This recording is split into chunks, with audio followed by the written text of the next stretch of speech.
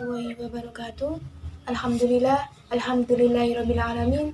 Wabihi nasta'in wa ala amri dunya waddin. Wassalatu wassalamu ala asrafil anbiya'i wal mursalin Sayyidina Maulana Muhammadin wa ala alihi wa sahbihi ajma'in. Amma ba'du. Terima kasih kepada Bapak Nurdi selaku dosen pembimbing mata kuliah Sejarah Pendidikan Islam dan segenap aktivitas TIF Al-Fatah. Saya Ismet Solihah dari Prodi PAIA semester 5. Saya akan menjelaskan makalah tugas mata kuliah Sejarah Pendidikan Islam yang berjudul Ruang Lingkup Sejarah Pendidikan Islam.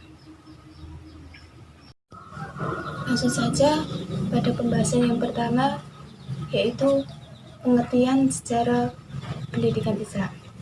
Kata sejarah dalam bahasa Arab disebut tarikh, sedangkan menurut bahasa kata sejarah berarti ketentuan masa. Sedangkan menurut istilah kata sejarah berarti keterangan yang terjadi di kalangan pada masa yang telah lampau atau pada masa yang masih ada. Sedangkan arti dari pendidikan Islam yaitu segala proses pendidikan Islam yang bersumber dari Al-Quran, Sunnah Nabi, perkataan dan perbuatan sahabat, ijtihad para ulama untuk membentuk kepribadian muslim yang tangguh dan mampu mengatasi masalah-masalah di kehidupan dengan cara Islam. Jadi, pengertian sejarah pendidikan Islam adalah sejarah atau kejadian pada masa lampau yang terjadi zaman Rasulullah yang muncul dan berkembang seiring dengan kemunculan Islam itu sendiri. Pembahasan yang kedua yaitu konsep sejarah pendidikan Islam. Konsep sejarah pendidikan Islam ini ada dua pendapat. Pendapat pertama yaitu Zuhairiyah, keterangan mengenai pertumbuhan dan perkembangan pendidikan Islam dari waktu ke waktu yang lain, sejak zaman lahirnya Islam sampai dengan masa sekarang.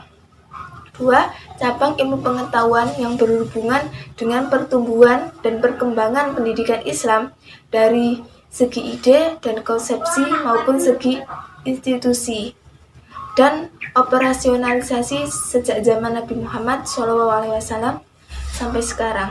Dan pendapat dari Dr. Andes Hasbuo merumuskan bahwa sejarah pendidikan Islam yaitu catatan peristiwa tentang pertumbuhan dan perkembangan pendidikan Islam dari sejak lahirnya sampai sekarang. Dan yang kedua, suatu cabang ilmu pengetahuan yang berhubungan dengan pertumbuhan dan perkembangan pendidikan Islam dari segi gagasan atau ide-ide. Jadi, kesimpulan pendapat kedua tersebut yaitu sama-sama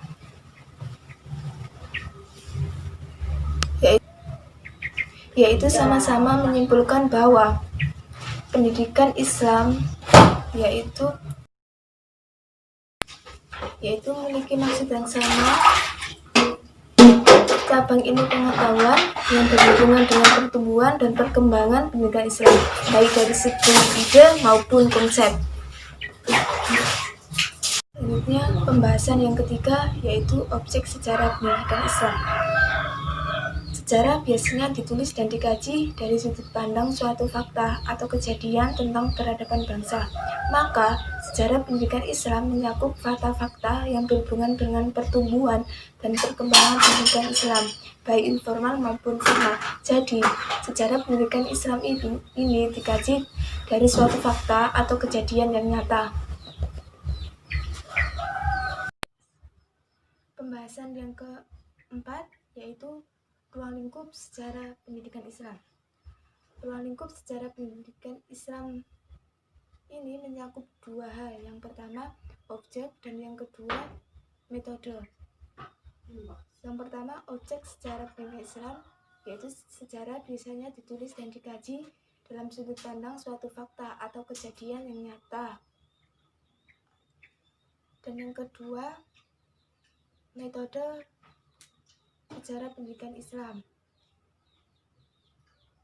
Metode sejarah pendidikan Islam mempunyai dua fase. Fase yang pertama yaitu metode lisan.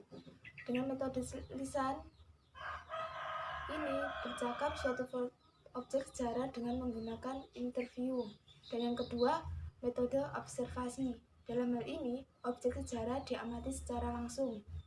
Dan yang ketiga, metode dokumenter, di mana dengan metode ini berusaha mempelajari secara cermat dan mendalam segala catatan atau dokumen tertulis. Dan fase yang kedua yaitu metode deskriptif, yaitu ajaran-ajaran Islam yang dibawa oleh Rasulullah SAW yang termaktub dalam Al-Quran dijelaskan oleh Sunnah.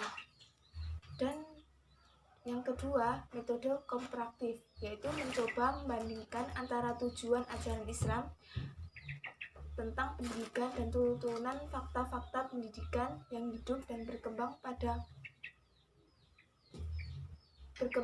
masa dan tempat tertentu. Dan yang ketiga, metode analisis sintesis digunakan untuk memberi analisis terhadap istilah-istilah atau pengertian-pengertian yang diberikan ajaran Islam secara kritis sehingga menunjukkan kelebihan dan kekhasan pendidikan Islam. Pembahasan yang kelima yaitu manfaat mempelajari sejarah pendidikan Islam. Secara umum, sejarah mengandung kegunaan yang sangat besar bagi kehidupan umat manusia karena sejarah menyimpan atau mengandung kekuatan yang dapat menimbulkan dinamisme dan melahirkan nilai-nilai baru bagi pertumbuhan serta perkembangan kehidupan manusia. Sumber utama ajaran Islam adalah Al-Quran yang mengandung banyak sekali nilai-nilai tinggi dan pimpinan utama, khususnya bagi umat Islam.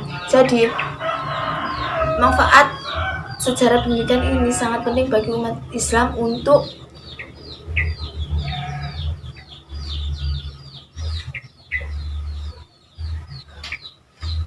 membangun kepribadian manusia yang lebih baik dalam ajaran Islam. Kesimpulan dari pembahasan yang atas yaitu sejarah pendidikan Islam yaitu keterangan atau mengenai pertumbuhan dan perkembangan pendidikan Islam dari waktu ke waktu yang lain.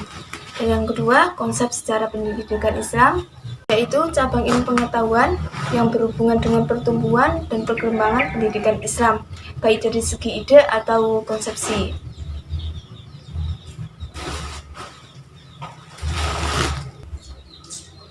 Objek sejarah pendidikan Islam adalah fakta-fakta pendidikan Islam berupa informal tertentu, pertumbuhan dan perkembangan pendidikan Islam baik formal dan non-formal.